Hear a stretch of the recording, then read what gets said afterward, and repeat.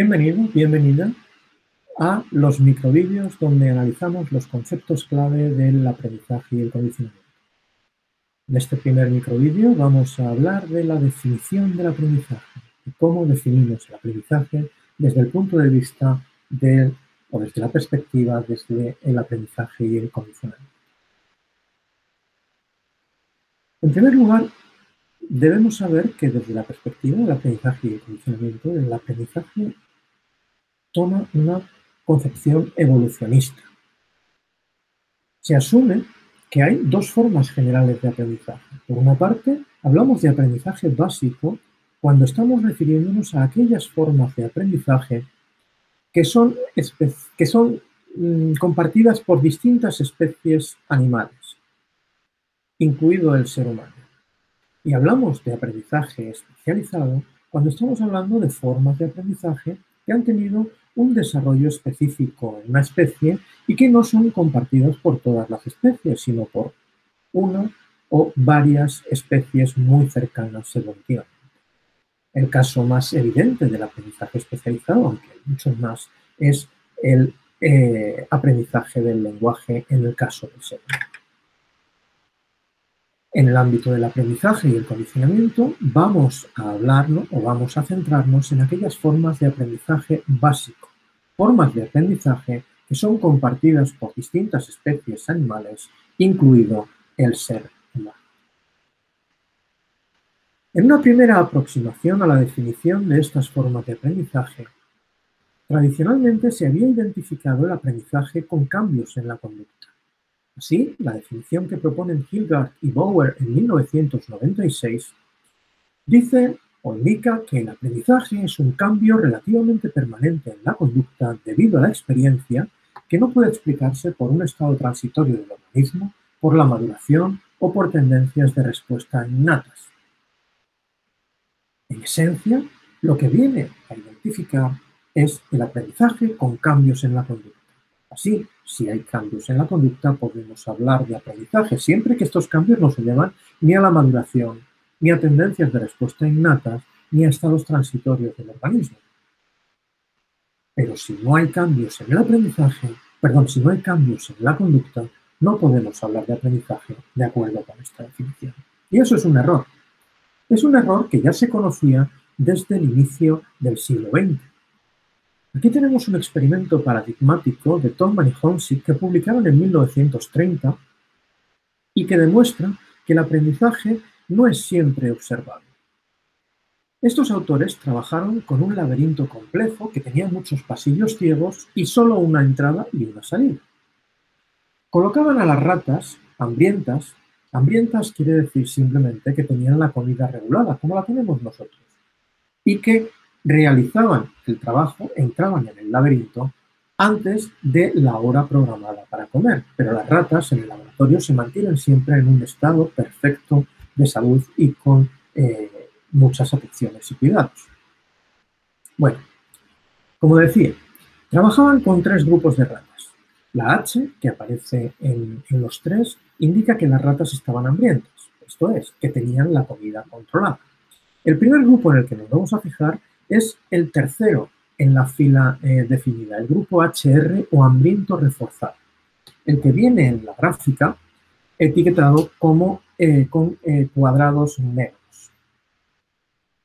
Bien, las ratas en ese grupo se colocaban cada día al inicio del laberinto en lo que se conoce como caja de salida y se les dejaba libertad para que salieran del laberinto cuando quisieran. Al salir del laberinto, esas ratas se encontraban con un premio, hablando en términos coloquiales. Se encontraban con un poco de comida. Y lo que se registra en la gráfica, lo que se registra en esa figura que vemos en pantalla, es la media de errores que cometían. Esto es, la media o el número medio de veces que entraban en pasillos ciegos, en pasillos sin salida. Y vemos que a medida que pasan los días, las ratas en el grupo hambriento reforzado cometen cada vez menos errores, lo que de acuerdo con la definición de aprendizaje que acabamos de ver, estaría diciéndonos que estas ratas han aprendido la configuración del laberinto. Vamos a fijarnos ahora en el grupo HNR, el grupo que está marcado con círculos negros. Las ratas en este grupo no tenían recompensa, no tenían premio al salir del laberinto. Simplemente se les cogía y se las llevaba a su jaula hogar, donde más tarde, con el resto de los animales, recibían su ración diaria de comida. Estas ratas, como digo, recibían el mismo tratamiento que las ratas HR, con esta pequeña salvedad. ¿Y qué se observa? Lo que se observa es que los círculos negros no varían mucho a lo largo de los días. Las ratas siguen cometiendo más o menos el mismo número de errores independientemente del número de veces o del número de días que transcurran siendo enfrentadas a la situación del laberinto. De acuerdo con la definición de aprendizaje que acabamos de ver, estas ratas no habrían aprendido. Y parece sensato y razonable, puesto que no hay nada que indique que estas ratas han aprendido. Pero puede que sí hayan aprendido y que no tengan ninguna razón para mostrarlo. Fijémonos ahora en el grupo más interesante de este experimento. El grupo que está en el medio, con los círculos blancos abiertos, el grupo denominado HNRR, hambriento no reforzado y luego reforzado. Durante los primeros 10 días, reciben el mismo tratamiento que el grupo HNR. Esto es, estos animales se colocan al inicio del laberinto, se les deja libertad y cuando salen del laberinto no se encuentran con nada. Se les lleva a su jaula hogar hasta que toque la hora de comer. Sin embargo, a partir del día 11 las cosas cambian. Estas ratas, cuando salen del laberinto, empiezan a encontrar un pedazo de comida al salir del laberinto, igual que ocurría con las ratas en el grupo hambriento reforzado. ¿Y qué consecuencias tiene esto? Pues fijaos, entre el día 11 y el día 12 se produce un descenso de errores enorme, que solo puede explicarse si estas ratas ya sabían la configuración del laberinto y al descubrir que al salir del laberinto se encontraban con comida, dejan de explorarlo, dejan de cometer errores y salen tan rápidamente como las ratas que han recibido el premio desde el principio. Así, este experimento demuestra claramente que el aprendizaje no es siempre observable en conducta y además tiene un valor añadido.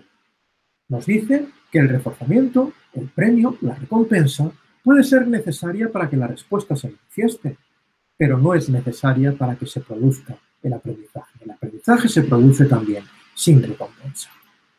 Así nos encontramos con que no todo aprendizaje se manifiesta en conducta y, por otra parte, no todo cambio conductual está causado por el aprendizaje. La fatiga, la maduración, los cambios estimulares repentinos pueden producir igualmente cambios conductuales bruscos que no se deben al aprendizaje, sino a que el sujeto está cansado, a que ha madurado o que algo ha cambiado en el ambiente que produce y provoca ese cambio conductual rápido. ¿Cómo definimos entonces el aprendizaje si no lo podemos identificar con la conducta? Y claramente eso es así, como hemos visto hace un momento. La definición de aprendizaje que tomamos es la que tiene Michael Donyan. Michael Donyan, en 2002, propone que el aprendizaje se defina como un cambio relativamente duradero en los mecanismos neurales de la conducta y que resulta de la experiencia con eventos ambientales específicamente relacionados con dicha conducta. Esto es, el aprendizaje se manifiesta como cambios dentro del cerebro del organismo, que pueden o no dar lugar a cambios conductuales. ¿De qué dependerá? De la motivación que tenga el sujeto para mostrar. Esto nos coloca en un problema a la hora de estudiar el aprendizaje, puesto que no podemos mirar directamente qué es lo que se aprende dentro del cerebro. No podemos mirar ahí y detectar por muchos, por lo menos en este momento, por muchos tags que seamos capaces de realizar, por muchas tomografías axiales computerizadas. No somos capaces de identificar qué tipo de aprendizaje está ocurriendo en un determinado momento dentro del cerebro del individuo. Y nos vemos obligados a inferir el aprendizaje a través de los cambios que se observan en la conducta. Pero resulta que el aprendizaje y la conducta no son la misma cosa. Que la conducta es, en el mejor de los casos, un mal espejo, una especie de espejo distorsionado, como estos espejos de feria, que nos obliga a inferir o adivinar qué es lo que está ocurriendo dentro de la cabeza del sujeto. Y esto tiene una serie de implicaciones. Quizá la más interesante, o la que está en la base de todo esto, es la diferencia entre fenómeno y proceso.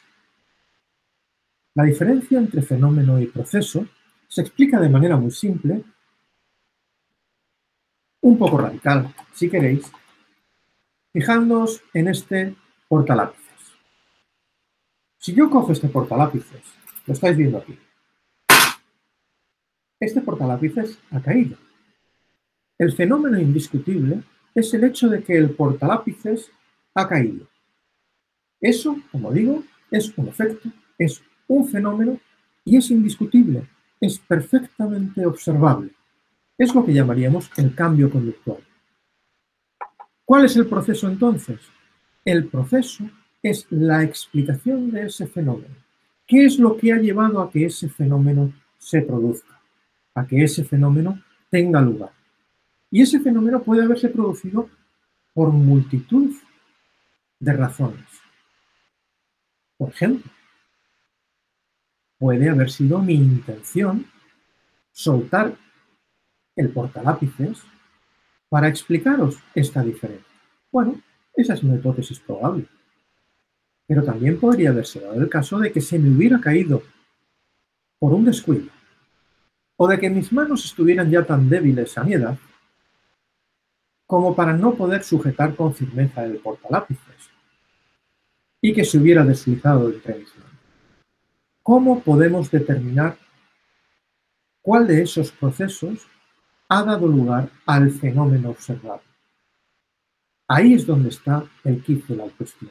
De momento, ahora nos conformaremos con saber que el fenómeno es el cambio conductual observable y como tal es indiscutible. Y que el proceso es el mecanismo que subyace y explica la aparición del fenómeno.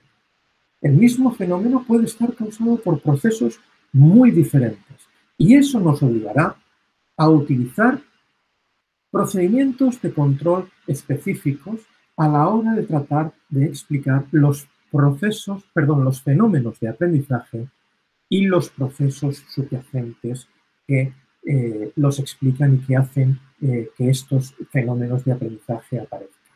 Pero eso será parte de otros microvídeos que formarán parte de la serie y que podréis ir viendo poco a poco según os apetezca. De momento, aquí nos quedamos. Espero que esta definición de aprendizaje os haya resultado útil y nos vemos en pantalla cuando queráis.